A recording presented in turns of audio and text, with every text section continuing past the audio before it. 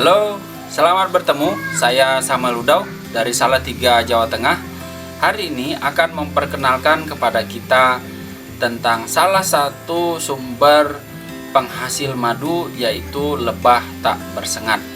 Secara garis besar, lebah penghasil madu terbagi ke dalam dua jenis, bersengat dan tidak bersengat. Lebah bersengat cukup banyak jenisnya, tetapi umumnya kita mengenal ada 3 saja, seperti Apis dorsata yang tinggal di hutan jauh di pohon di atas sana, dan ini tidak bisa diternakkan. Kemudian ada Apis mellifera yang ukurannya lebih kecil dari dorsata. Mereka biasanya diternakkan dan merupakan impor dari Eropa. Daya adaptasinya cukup tinggi sehingga mampu diternakkan di berbagai tempat. Dan yang lebih kecil lagi yaitu Apis cerana, biasanya seringkali kita temui di rumah, di tempat-tempat yang rendah. Nah, mereka ini bisa diternakkan tetapi seringkali berpindah-pindah mengikuti musim bunga yang sedang berlaku. Lalu di bagian lebah tak bersengat ada puluhan, bahkan ada yang menyebut ratusan jenis, dan sebagian besar berada di daerah tropis, termasuk Indonesia, sehingga sebenarnya kita cukup bergembira karena puluhan jenis ini ada di daerah kita. Nah, mulai dari yang paling besar seperti Trigona itama, kemudian Trigona thoracea, makin kecil Biroy, dan seterusnya. Yang paling kecil adalah Levisep.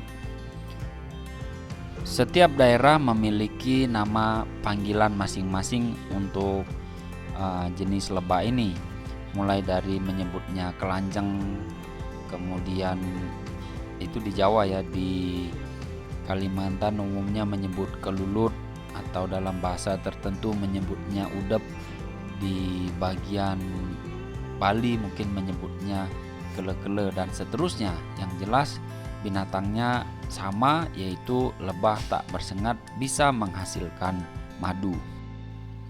Untuk pemula, saya menyarankan kita untuk mempelajari lebah yang paling kecil, yaitu jenis Levisep. Jenis ini sangat gampang dipelihara, kemudian mudah ditemui, juga sangat murah, tetapi cukup menghasilkan madu.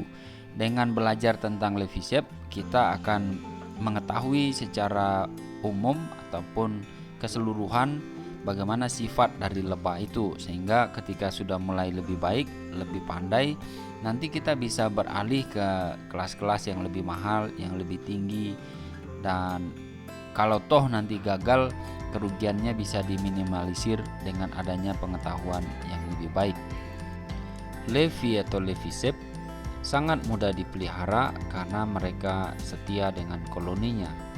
Bisa dipelihara di atas jendela, di samping rumah, bahkan di rak sepatu juga bisa, sehingga tidak membutuhkan tempat yang spesial. Syaratnya adalah ketika hujan tidak basah dan ketika matahari tidak terlalu panas. Adapun tanaman yang dibutuhkan untuk menghasilkan madu adalah seperti berikut. Bisa dengan kaliandra, santos lemon, sikat botol, air mata pengantin. Ada berbagai macam nama-nama bunga yang bisa menghasilkan polen dan nektar. Sementara itu untuk resin akan dihasilkan dari pohon mangga, pohon nangka, pinus, dan lain sebagainya yang umumnya banyak terdapat di sekitar kita. Untuk cara panen cukup sederhana, tinggal ambil dari dalam kotak dan kita peras seperti ini. Tetapi ini hanya untuk contoh sederhana saja. Kalau sudah lebih banyak, tentu kita bisa memakai sarung tangan dan pakai penyaring yang lebih baik dengan alat-alat yang khusus. Untuk saat ini kita sudah melakukan dan mengembangkan beberapa kelompok baru di beberapa tempat. Kita mulai dari Papua di Wamena, sudah ada kelompok yang cukup besar di sana menghasilkan madu setiap bulan. Kemudian di Jawa Tengah ada di Magelang, Temanggung, Ungaran, Salatiga. Kemudian di Jawa Barat kita ada di Pangandaran. Juga di Aceh kita juga punya rekanan di sana. Lalu ada di Kalimantan Barat di Sintang. Kemudian di Kalimantan Tengah di Buntok, di Puruk Cahu, dan di Tembabak. Juga di Kalimantan Timur, Samarinda, di Desa Mekar Baru, dan di Kutai Timur. Nah, masih akan ada pengembangan di tahun 2022. Jika Bapak Ibu tertarik, kita bisa menolong, membantu supaya bisa mengembangkan potensi yang ada di daerah masing-masing. Cukup sekian dulu, walaupun sangat singkat ya. Lain kali kita akan bertemu lagi dalam pembahasan yang lebih panjang, lebih mendalam, sehingga pengetahuan kita terus bertambah dan kita bisa memanfaatkan potensi alam yang Tuhan beri dengan limpah di sekitar kita tentang perlebahan permaduan. Terima kasih sudah menonton.